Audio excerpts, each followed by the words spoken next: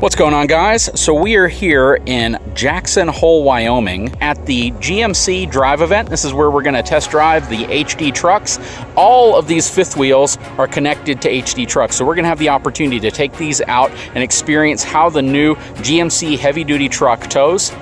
We'll be in this truck right here. This is a beautifully equipped GMC Denali heavy duty truck, and we will be taking this one for a drive first, taking it around the course, experiencing what this thing's all about and seeing how we enjoy it. And then we're going to come back and we're going to spend time in some of these trucks.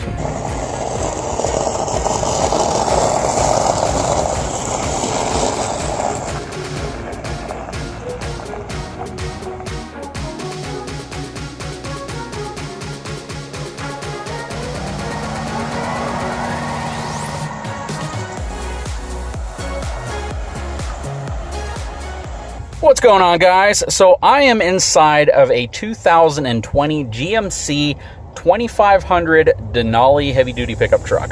And this is a really nice truck. You know, a lot of people right off the bat are going to say there's not a lot of differences between the interior of this truck versus the previous generation. And, you know, that's probably true. But a lot of people that buy this truck are going to be people who have owned GMC trucks in the past. And not having to relearn everything inside of your vehicle is actually a pretty positive thing for a lot of folks. That being said, the exterior of this truck is where the magic is, because it is simply beautiful. I honestly believe GMC absolutely nailed the exterior of this truck. The one area I think all of these new heavy-duty trucks kind of suffer from, though, is that ultra-high grille and hood, because you just don't have the visibility over the front that you used to have. But one thing that's nice about General Motors trucks is that they give you the option to have parking sensors up front. And I know a lot of people who are traditional truck drivers are going to say you don't need parking sensors. If you don't know how to park a truck, then you shouldn't have a truck, period.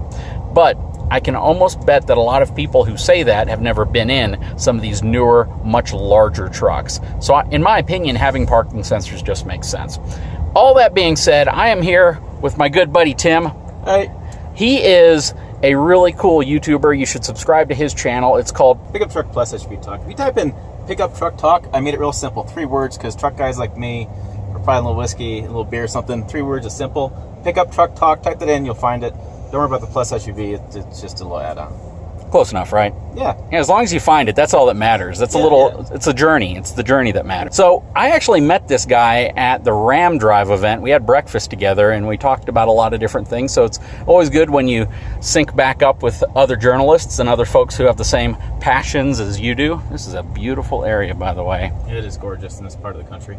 It really is. But we're going to spend some time in this truck, and we're going to let you know what we think about this truck overall, because if you are shopping for a heavy-duty pickup truck, there are a lot of choices, and I'm not going to say any of them are bad. You basically have a bunch of A-rated trucks to pick from, and it really comes down to, you know, what you're looking for specifically in a truck. And in most cases now, it just comes down to the exterior look of the truck, because they all have so much similar technology. They all have all these really advanced towing angles that you can put cameras pointing at different areas of the side and the back. And GMC is definitely at the forefront of a lot of that new technology. So again, we're going to spend quite a bit of time in this truck. We have a pretty nice drive here. Once we're done in this truck, we're going to pick up a truck with a fifth wheel attached to it. Now, I don't know which one we're going to end up with, but you can bet your dollar that I am going to look at the gross vehicle weight rating as well as the payload capacity and see specifically what we're going to be towing when we take it up some of these hills and mountains.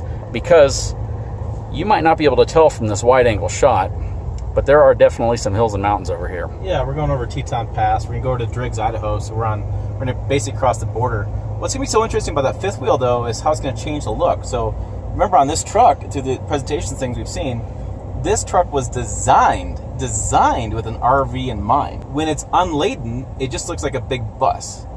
But when you have the RV behind it, it does mirror. It makes it really nice, one kind of vehicle look to it. And so it's really interesting. It's interesting to talk about the mirrors and talk about how that's changing. And so it's going to be interesting to see today how the look changes and how your opinion of the exterior may be improved upon as you see the different vehicles as setups, or it's going to go down as you see different setups. So it's going to be really interesting how it's going to work. Well, I can tell you so far, I've been able to walk around a few of these, and I'm a big fan of the GMC truck. I really am a fan of the overall impression of it, the look, the interior. You know, they've done a good job of not making it over cluttered, while at the same time giving the exterior a nice, I don't know the best way of describing it, but a nice kind of a fancy upscale appearance to it.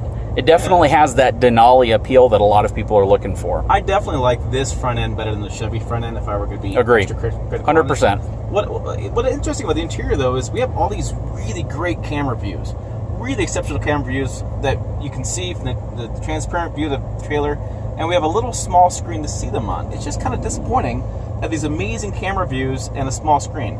Well, we do know a manufacturer that's putting big screens in their trucks now. Yeah, but it's still only certain width, though. It's not necessarily like larger overall. I mean, you're seeing your diagonal view larger on some of these, and I can imagine all the manufacturers are going to follow suit. But you're right. This is kind of an era where I don't necessarily think the screen needs to do more, but I would like to see a larger screen. Yeah, absolutely. And I can't wait for you to get behind the wheel, too, because one of the advantages that GMC, we're in the GMC wave on this time, vehicle, is that this heads-up display. And I took a truck, drove in town, and kind of drove around to Albertsons, came back.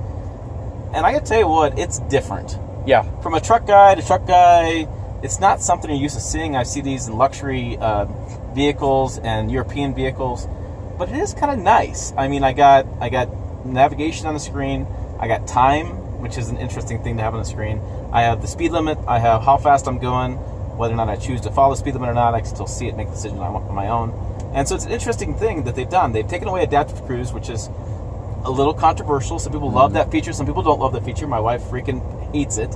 I don't mind it. But they've given us this heads-up display, so it's kind of one of those things.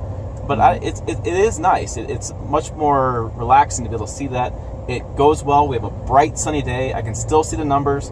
I don't have to hunt around for the speedometer. It's right there in front of me. My eyes are on the road a lot better on this vehicle than they would be, say, a competitor doesn't have this and has a big screen. Those guys. Yeah, that I actually mentioned that when I did the half-ton AT4, actually about a month ago, and the heads-up display is really well done. They've done a great job. If you're going to put heads-up display in a truck like this, they executed on it well. I love the fact that it displays the speed limit, the posted speed limit, next to what you're actually going.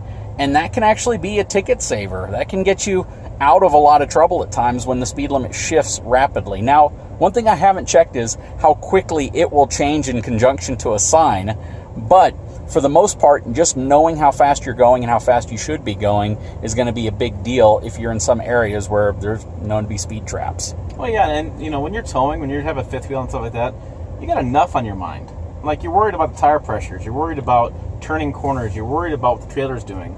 Having the speed there, not worrying about having to keep looking up and down, I think it's pretty important. Absolutely. Anyways, guys, we're going to keep on this trail.